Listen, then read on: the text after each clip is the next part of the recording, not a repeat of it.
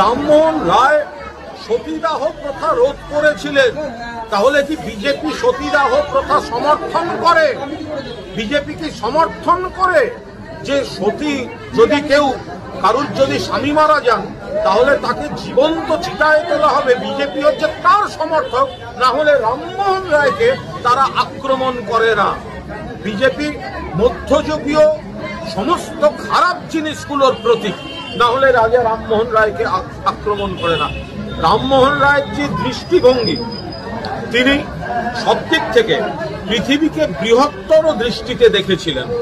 British থেকে শুরু করে গোটা মানবতা, যে বিভিন্ন জায়গায় মানবতার উপর কোথাও প্রগতি, কোথাও অপশাসন, অত্যাচার, ফলে পৃথিবীটাকে সেইভাবে দেখার জন্য যেখানকার যেটা ভালো প্রগতিশীলতার জন্য কাজে লাগিয়েছেন, যেটা বর্জন করার সেটা বর্জন করিয়েছেন।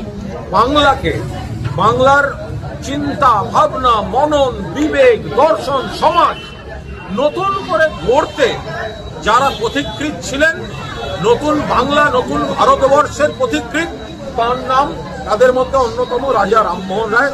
সেই রামমোহন রায়কে বিজেপি আক্রমণ করেছে। এই বিজেপিকে বর্জন করুন, বিজেপির ক্ষমা চাওয়া উচিত।